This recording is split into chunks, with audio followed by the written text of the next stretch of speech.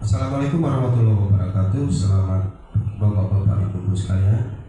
Hari ini kita akan membahas terkait AI kembali, di mana saya di sini Rinjan Danang Abdullah Lumurun Tobing dengan nomor NIK 7002250 akan menyampaikan terkait kultur poster, di mana kultur poster ini adalah mengulas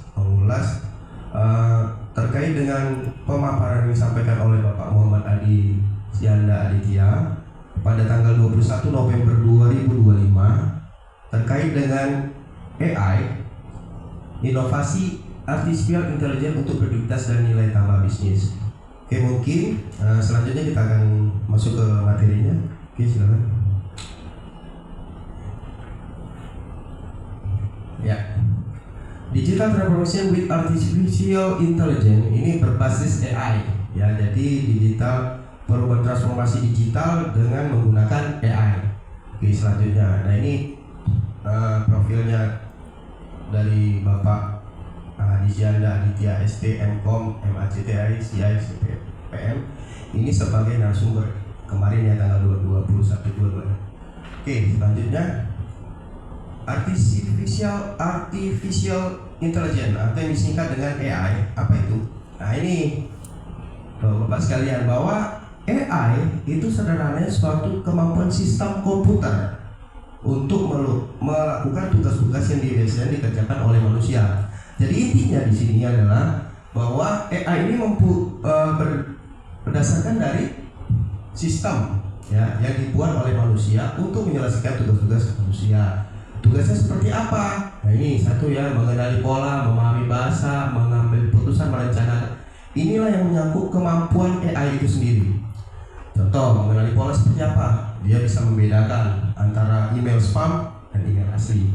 Dia bisa memahami bahasa nih. Saat kita berbicara dengan virtual assistant, pernah ya ibu-ibu bapak-bapak mencoba virtual assistant ini ada di ChatGPT biasanya. Ini kita berbicara saja dia sudah bisa mengartikan apa yang kita mau. Terus mengambil keputusan seperti rekomendasi Netflix, dia sudah memberikan saran lah istilahnya. Terus yang ketiga, anggapan merencanakan. Jadi menggunakan apa? Nah itu jadi tugas-tugas seperti apa yang maksud adalah mengenali pola, memahami bahasa, keputusan dan merencanakan. Inilah pola yang diingat atau yang bisa dicakup oleh AI. Oke, selanjutnya. Nah, apa itu generatif AI? Nah, ini konsep baru ya dalam dunia AI. Kita mengenal generatif AI itu adalah teknologi kecerdasan buatan yang dapat menciptakan konten baru seperti teks, gambar, kode, atau musik berdasarkan pola yang dipelajari dari data yang ada. Jadi dia memvisualisasikan, Bapak Ibu sekalian, memvisualisasikan berdasarkan teks, gambar, kode, atau musik. Nah, kemudian berbeda dengan AI tradisional hanya menganalisis data. Nah, kalau ini cara kerjanya seperti apa? Contoh, dia menggunakan pola untuk menghasilkan output baru yang relevan dengan permintaan pengguna. Jadi data, ya kan, suara, teks, gambar ataupun apa dia bisa memvisualisasikan. Seperti apa? Nah, seperti contohnya itu asisten digital. Jadi kita ngobrol, kita ngomong, dia bisa memvisualisasikan. Oke, lanjut. Nah, dampaknya, kita berbicara dampak lagi terkait artificial intelligence dalam transformasi. Dampaknya apa terhadap transformasi digital? Bukan hanya teknologi, fokus utama, ya. Nah, jadi AI itu bukan hanya di teknologi, Bapak Ibu sekalian. Jadi integrasi ini ke semua area bisnis. Kalau contohnya kita perusahaan kita, dia bisa merubah, memberikan nilai tambah kepada perusahaan ini, ya. Jadi bukan hanya sekedar teknologi. Terus fokus utamanya apa? Ini merubah budaya, proses, adopsi model bisnis baru yang didukung oleh teknologi. Tujuannya adalah transformasi digital. Oke, selanjutnya. Nah, ini berdasarkan pengalaman lah ya.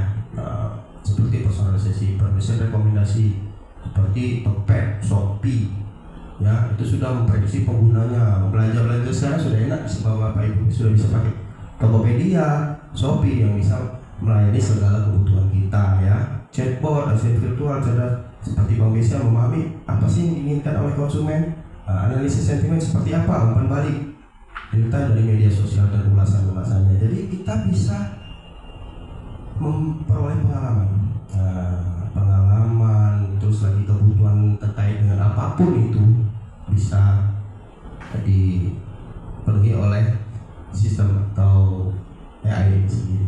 Oke, selanjutnya, nah ini ada tantangan kan, pasti tantangan dan hambatan dalam transformasi digital dan AI. Apa itu? Banyak bapak-bapak. Tantangan yang bukan hanya teknologi yang baik, yang mumpuni juga memiliki tantangan. Apa tantangannya? Sistemnya kompleks. Nah, kualitas model AI kita tahu macam-macam nih model-model AI ini, ya. Nah, datanya berapa? Kualitas data, akses privasi data, tantangan teknologi, keterbatasan. Jadi kemampuan untuk kita mempelajari AI ini banyak macam. Karena dari segi kualitas model AI-nya, integrasi sistem yang kompleks, rumit ya, tantangan datanya, kuat datanya juga baik atau benar atau hanya data sampah atau data yang buruk. Terus akses privasi datanya seperti apa? Nah, tantangan ini mungkin orang keterbatasan dalam skill mengetahui pemahaman tentang AI sendiri, resistensi terhadap perubahan, jadi menahan, tidak mau berubah dengan kondisi yang ada, ya kita tidak bisa menutupi bahwa AI sangat dibutuhkan untuk saat ini. Oke, selanjutnya, nah ini risiko generatif AI atau meliputi verifikasi sumber lain, gunakan yang memperkuat menggantikan penilaian profesional. Intinya bahwa di sini bahwa AI itu bisa menghasilkan jawaban yang salah, namun bisa diyakinkan dengan apa? Tadi hasil sumbernya dia sebutkan, hal ahlinya, memperkuat atau menggantikan penilaian profesional, dia memberikan pendapat-pendapat didukung oleh data-data dan pendapat ya.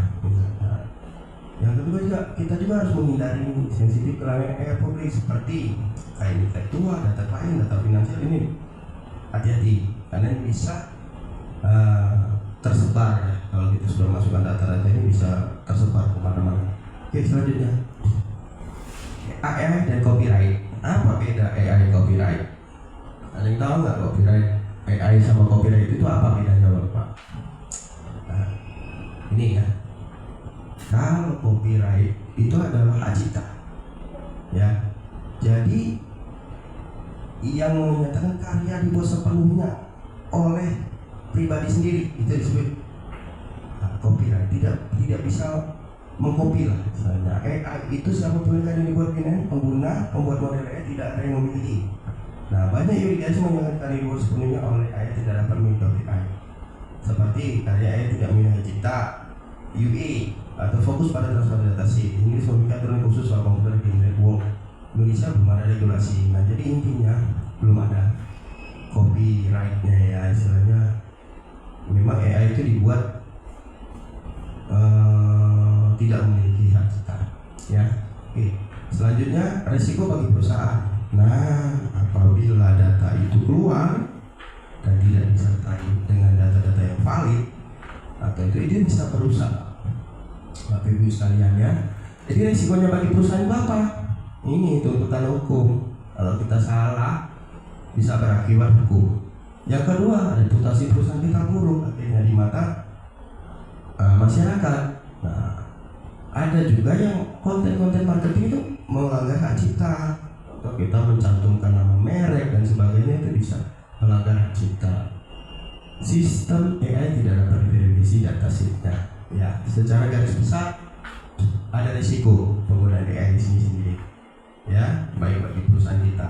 Jadi agar berhati-hati dalam penggunaan ini. Oke, selanjutnya. Selanjutnya. Habis, Pak. Ya. Jadi kesimpulannya di sini bahwa AI itu bukan semata-mata ya, ada plus minus ya, ada baik, ada buruk, ada kekurangan, ada kelebihan. Tapi juga AI kalau dimanfaatkan dengan bijak itu bisa menghasilkan inovasi atau menghasilkan sesuatu hal yang baru buat kita, dan juga mendukung dalam transformasi digital di era digitalisasi sekarang. Jadi harapan saya bahwa Bapak jangan takut, jangan segan untuk belajar memahami AI, karena ke depan segala sesuatunya itu akan berbasis AI. Ya, kecerdasan buatan ini bukan hanya di sini saja, di luar negeri orang berlomba-lomba Bapak Ibu sendiri.